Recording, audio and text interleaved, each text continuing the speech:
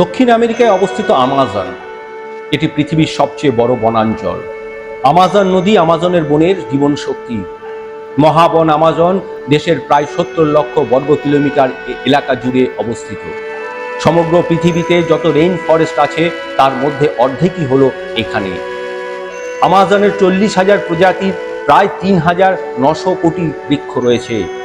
পৃথিবীর মোট অক্সিজেনের 20% উৎপাদিত হয় এই আমাজন বন থেকে। সে কারণে একে পৃথিবীর ফুসফুস বলা হয়। এই বনের সৃষ্টি হয়েছিল প্রায় 5 কোটি বছর আগে ইউনিস যুগে। সে সময় আমাজন উপত্যকায় উষ্ণ ও আর্দ্র জলবায়ুর ফলে এখানে রেন ফরেস্ট তৈরি হয়। দক্ষিণ আমেরিকার বেশ অনেকটা অংশ জুড়ে রয়েছে জঙ্গল। আমাজন বন 9টি দেশের মধ্যে অবস্থিত। এর মধ্যে আমাজনের 60% শুধুমাত্র ব্রাজিলেই অবস্থিত, 13% পেরুতে, 10% কলম্বিয়ায় অবস্থিত, বাকিগুলো বলিভিয়া, ইকুয়েডর, ভেনেজুয়েলা, গায়না, ইউরিনা অবস্থিত। এখানে 40,000 জাতির গাছ আছে, 1,300 জাতের পাখি পাওয়া যায়, 2,200 জাতের মাছ, 427 জাতের স্তন্যপায়ী, 428 জাতের উভচর, 378 জাতের সরীসৃপ এবং 25 লক্ষ জাতের পোকামাকড়। চিতাবাঘ, বিদ্যুৎ, ইল, মাংসখেকো পিরানা মাছ, বিষাক্ত ফ্রগ এই বনে দেখতে পাওয়া যায়। এই বনের ভেতর দিয়ে প্রবাহিত হয়েছে আমাজন নদী, যা আমাজন জঙ্গলের প্রাণ শক্তি। এটি পৃথিবীর দ্বিতীয় দীর্ঘতম নদী। প্রায় 1000 উপনদী মিলিত হয়ে আমাজন নদী গঠিত হয়েছে। আমাজন নদী যেখানে আটলান্টিক সাগরে গিয়ে মিশেছে, সেখানে প্রতি সেকেন্ডে 42 লক্ষ ঘনফুট জল সাগরে পতিত হয়। ব্রাজিলিয়ান আমাজনের বুকে বেশ কিছু বৃত্তাকার ছবি দেখা যায়, কিন্তু কেন সেই ছবি নৃতাত্ত্বিকগণ এখনো খুঁজে চলেছেন। এখানকার আরেকটি বিস্ময়কর জিনিস হলো এখানকার মধ্যে দিয়ে বয়ে যাওয়া এক ফুটন্ত নদী। এখানকার জলের তাপমাত্রা 86 ডিগ্রি সেলসিয়াস। এতদিনে এই বিষয়ে অনেক রকম তথ্য পাওয়া গেলেও নদীর জল কেন ফুটছে এমন তথ্য পাওয়া যায়নি। তাই দীর্ঘদিন ধরে স্থানীয় বাসিন্দারা এই নদী সম্পর্কে লোকজনকে বলেছেন এর জল এত গরম যে তাতে মানুষও মারা যেতে পারে।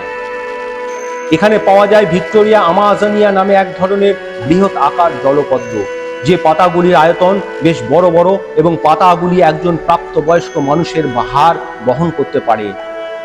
ইলেকট্রিক ইল যা মানুষকে দিতে পারে 600 ভোল্টের শক। এরা সাধারণত কাদার মধ্যে বাস করে, কিন্তু তারা ঘন ঘন কাদা থেকে উপরে পরিষ্কার জলে মাঝে মাঝে উঠে আসে। এখানে দেখা যায় জাগুয়ারকে। এরা হচ্ছে এক বিশিষ্ট প্রজাতির চিতাবাঘের মতো পশু। এরা 87 ধরনের প্রাণী শিকার করে থাকে। হরিণ থেকে বড় ইঁদুর সবই এদের প্রিয় খাবার। এখানে পৃথিবীর সবচেয়ে বড় সাপ অ্যানাকোন্ডা পাওয়া যায়। এরা ওজনে 40 টন এবং লম্বায় 21 ফিট পর্যন্ত হয়ে থাকে। এদের কোনো বিষ থাকে না। এরা যে কোনো পশুকে নিজের শরীর দিয়ে পেঁচিয়ে তাকে মেরে ফেলে। এরা ঘন ঘন খায় না। এরা যখন খায় তখন এতটাই খেয়ে ফেলে হজম হতে প্রায় 1 সপ্তাহ সময় লাগে। সবচেয়ে ভয়ঙ্কর এখানকার মাছ হলো পিরাহনা মাছ। এরা সাধারণত মাংসাশী হয়, মরা মাছ বা মরা পশু খেয়ে থাকে। তবে যদি ক্ষুধার্ত হয় আর সামনে যদি কোনো মানুষ পায়, এরা কিন্তু তাকেও আক্রমণ করে। তবে বর্তমানে বসতির জন্য আমাজনের অনেক গাছ কাটা হচ্ছে। বিজ্ঞানীরা মনে করছেন যে 50 বছরের মধ্যে আমাজন বিলীন হয়ে যাবে, যার ফলে বিশ্ব উষ্ণায়ন এর বিরূপ প্রভাব পড়বে।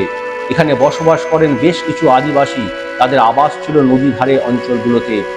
এরা প্রধানত মাছ ধরা এবং জমির উর্বরতায় নিয়ে বেঁচে থাকে। এখানে প্রায় 2 কোটি আদিবাসী মানুষের বসবাস করে। তবে বর্তমানে 500 থেকে 400টি আমেরিন্ডিয়ান জনগোষ্ঠী বাস করে। তবে এদের মধ্যে 50টি জাতি পৃথিবীর সভ্য মানব জাতির সঙ্গে কোনো সম্পর্ক নেই।